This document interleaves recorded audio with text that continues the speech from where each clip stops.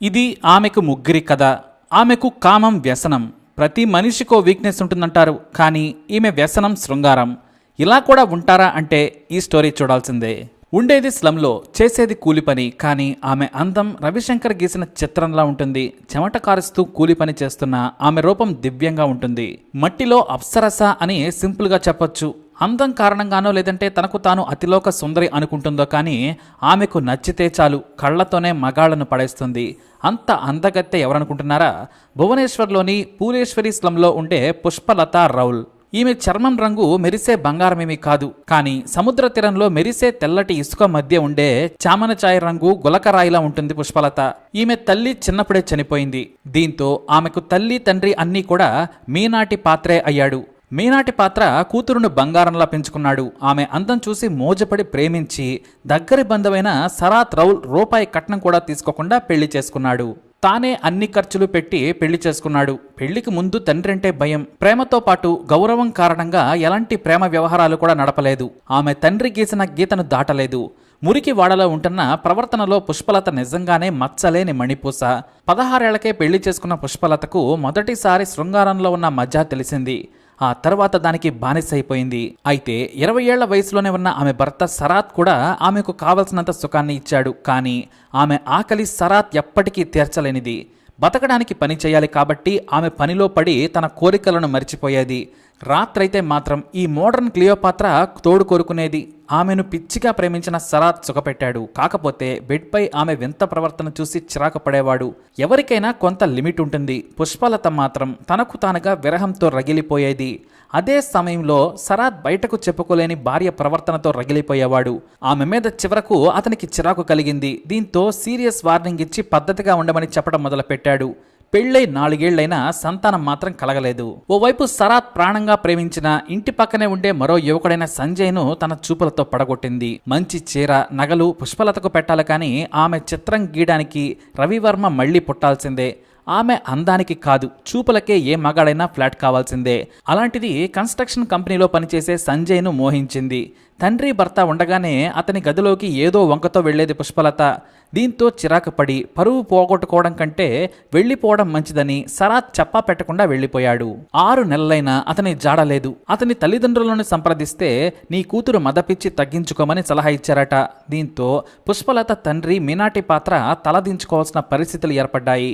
ఇక ఆమె మొదటి భర్త వెళ్లిపోవడంతో సంజయ్ ఇంట్లోనే ఎక్కువగా గడిపేది. దీంతో ఆమె తండ్రి ఆమెకు వార్నింగ్ ఇచ్చాడు. ఇలాంటి ప్రవర్తన తనకు నచ్చదని చెప్పాడు. ఆ మాట అన్న మరునాడే సంజయ్తో కలిసి లేచిపోయింది. అక్కడ సంజయ్తో బాగానే 6 ఏళ్ల పాటు కాపురం చేసింది. అతను కూడా పెళ్లి లేకుంటే ఏంటి, భార్యాభర్తల్లాగానే ఉంటున్నాం కదా అనుకున్నాడు. సంజయ్ పద్ధతిగానే ముందు నుంచి పుష్పలతను కంట్రోల్లో పెట్టాడు.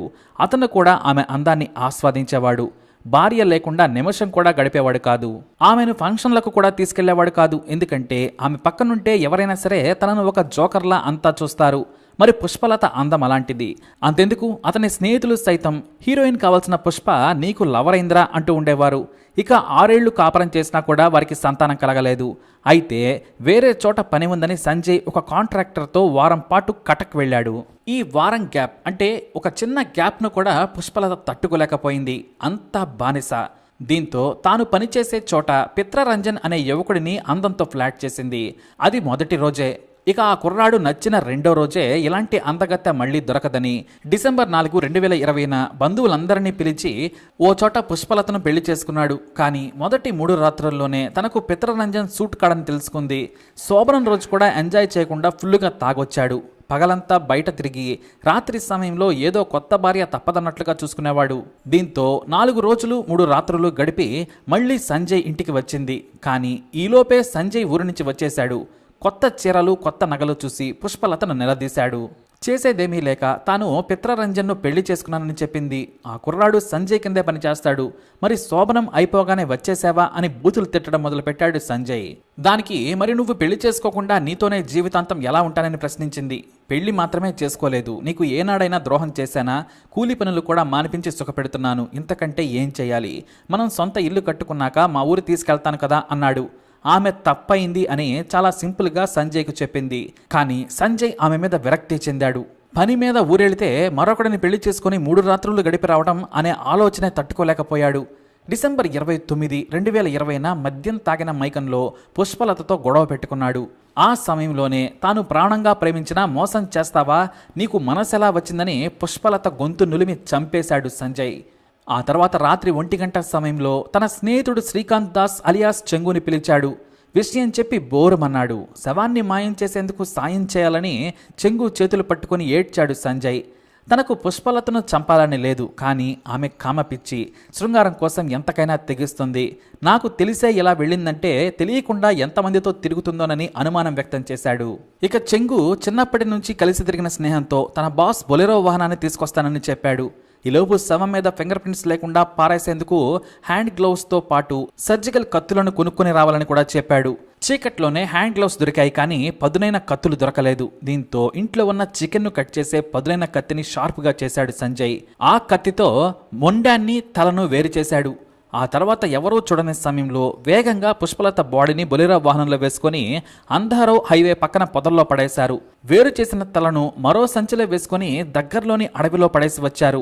ఆ తర్వాత దారిలో మద్యం కొనుక్కొని దాబాలో ఫుల్లుగా తాగి తిని అదే వాహనంలో తెల్లారే వరకు పడుకున్నారు. ఉదయం భువనేశ్వర్ వచ్చి వాహనాన్ని చెంగు బాస్ ఇంట్లో పెట్టి తమ స్వగ్రామానికి పారిపోయారు. ఇక అదే రోజు ఉదయం ఒక పశువుల కాపరి తలలేని బాడీని చూసి భయపడి పోలీసులకు ఫిర్యాదు చేశాడు. దీంతో సిటీ క్రైమ్ బ్రాంచ్ను హ్యాండిల్ చేయాలని డీజీపీ ఆదేశించారు. తలలేని మొండెం ఎవరిదో గుర్తించడం పోలీసుల వల్ల కాలేదు. దీంతో ఏం చేయాలో వారికి తెలియలేదు. ఢిల్లీ ఎయిమ్స్కు పంపి DNA పరీక్షలు చేయించారు. ఒక్క మిస్సింగ్ రిపోర్ట్ కూడా పోలీసులకు రాలేదు. పాత కేసులతో పోల్చడానికి ఛాన్సే లేదు. కొత్తగా బాడీ, అది కూడా హత్య చేసి 24 గంటలు కూడా కాలేదని పోస్ట్ మార్టంలో తేలింది. రాష్ట్రం మొత్తం మీద మిస్సింగ్ కేసులు చూసినా ఫలితం లేకుండా పోయింది. అన్ని మీడియాల్లో ఈ వార్త వచ్చినా ఎవ్వరూ పట్టించుకోలేదు. సరిగ్గా పుష్పలత చనిపోయిన 14వ రోజు ఆమెకు ఫోన్ చేశాడు తండ్రి మీనాటి పాత్ర. స్విచ్ ఆఫ్ అని రావడంతో సంజయ్కు కాల్ చేశాడు. ఆమె నా దగ్గరకు రాలేదు, పిత్రరంజన్ అనే వ్యక్తిని పెళ్లి చేసుకుని వెళ్ళిపోయిందని చెప్పాడు. తన కూతురు కోసం మీనాటి పాత్ర వెతుకుతుండగానే ఆమె కొత్త భర్త పుష్పలతను నాతో పంపండి మావయ్య అంటూ పిత్రరంజన్ అతని కాళ్ల మీద పడ్డాడు. అసలు ఈ పిత్రరంజన్తో పుష్పలత పెళ్లి జరిగిన విషయం కూడా అతనికి తెలియదు. పుష్పలత నా దగ్గర లేదు, మీ ఇంట్లో ఉందని సంజయ్ చెప్పాడని మీనాటి పాత్ర అన్నాడు. అతనెవరు అని పిత్రరంజన్ అడగడంతో అతను పుష్పలత రెండో భర్త అని చెప్పాడు. దీంతో పిత్రరంజన్కు ఫ్యూజులు ఎగిరిపోయాయి. నాతో పెళ్లి కాలేదని, ఇదే మొదటి పెళ్లి అని చెప్పి పుష్పలత నన్ను పెళ్లి చేసుకుందని పిత్రరంజన్ ఆమె తండ్రిపై సీరియస్ అయ్యాడు. ఆ తర్వాత పోలీసులకు కంప్లైంట్ చేద్దాం పదా అన్నాడు. నేను రానని పుష్పలత తండ్రి చెప్పాడు. నువ్వు రాకుంటే ఆమె కనిపించడం లేదని నన్ను అనుమానిస్తారు, నువ్వు రావాలని పిత్రరంజన్ ఒత్తిడి చేయడంతో ఇద్దరూ కూడా పోలీసులకు ఫిర్యాదు చేశారు. తమ కూతురు కనిపించడం లేదని ఫోటో ఇచ్చి భువనేశ్వర్లోని ఖాందగిరి పోలీసులకు ఫిర్యాదు చేశాడు పుష్పలత తండ్రి. ఆ ఫోటోను చూడగానే క్రైమ్ బ్రాంచ్ పోలీసులకు సమాచారం ఇచ్చారు. వాళ్ళు ప్రభుత్వ ఆసుపత్రిలో మార్చరీలో ఉన్న తలలేని మొండాన్ని చూపించి గుర్తుపట్టాలని కోరగా తన కూతురిదేనని చెప్పి విలపించాడు పుష్పలత తండ్రి. తనకున్న గుర్తులతో అతను సరిపోలి చూశాడు. ఆ బాడీ ఆమెదే. ఇక మీకు ఎవరి మీద అనుమానం ఉంది అంటే తమకు సంజయ్ మీద అనుమానం ఉంది అని అతను చెప్పడం జరిగింది. దీంతో ప్రత్యేక బృందాలు సంజయ్ కోసం గాలింపు చేపట్టారు. అతని ఫోన్ స్విచ్ ఆఫ్ అని ఉండడంతో అతనే హంతకుడని గుర్తించారు. 10 మంది పోలీసుల బృందం ఇంటెలిజెన్స్ సాయంతో తన సొంత గ్రామమైన దసపల్లాలో మూకుమడిగా దాడి చేసి సంజయ్ను అరెస్టు చేశారు. అక్కడే స్థానిక పోలీస్ స్టేషన్లో పోలీసులు ట్రీట్మెంట్ ఇవ్వడంతో క్లియోపాత్ర పుష్పలత స్టోరీ మొత్తం చెప్పుకొచ్చాడు. నేను ప్రేమించిన నన్ను మోసం చేసింది, ఆమెకు శృంగార పిచ్చి, అయినా నాకు అదే నచ్చింది. అందం తెలివి ఉన్నా నిలకడ సహనం లేదు. కోరికలను అణుచుకోవడం ఆమె వల్ల కాదు. అయినా నేను ఆమె అందానికి మంచితనానికి మురిసిపోయి తనతోనే ఉన్నాను. కానీ నా ప్రేమను మోసం చేసిందని కోపంలో చంపేశానని చెప్పాడు. ఇక అడవిలో తలను విసిరేశానని లొకేషన్కు తీసుకెళ్లినా అది దొరకలేదు. క్రూర మృగాలు ఎత్తుకెళ్లి ఉంటాయని పోలీసులు భావించారు. మొదట తన స్నేహితుడు చెంగును కేసులో ఇరకుంచొద్దని భావించాడు సంజయ్. అతన్ని జైలు పాలు చేయకూడదని అబద్ధమాడినా శవాన్ని ఎలా తరలించావో చెప్పాలని పోలీసులు కొట్టడంతో నిజం చెప్పాడు. అయితే బొలెరో వాహనం శుభ్రంగా కడగడంతో ఆధారాలన్నీ దాదాపుగా మాయమయ్యాయి. అయితే గ్లౌస్తో పాటు కత్తిని కూడా స్వాధీనం చేసుకున్నారు పోలీసులు. బొలెరో వాహనంలో తలను తరలించే సమయంలో పుష్పలత రక్తపు మరకలు సీటు కింద దొరికాయి. క్లీన్ చేసినా అవి పూర్తిగా పోలేదు. వాటి నుంచి ఆధారాలు సేకరించి నిందితులను జైలుకు తరలించారు పోలీసులు. అయితే పుష్పలత అంత్యక్రియలకు మొదటి భర్త శరత్, కొత్త భర్త పిత్రరంజన్ కూడా హాజరవడం విశేషం. అలా ఈ శృంగార దేవత కథ విషాదంగా ముగిసింది. మరి ఈ మోడర్న్ క్లియోపాత్రపై మీ అభిప్రాయాన్ని కమెంట్ ద్వారా తెలియజేయండి. అలాగే ఇలాంటి ఇన్ఫర్మేషన్స్ కోసం వీడియోని లైక్ చేయండి, షేర్ చేయండి, మా ఛానల్ని సబ్స్క్రైబ్ చేసుకోండి.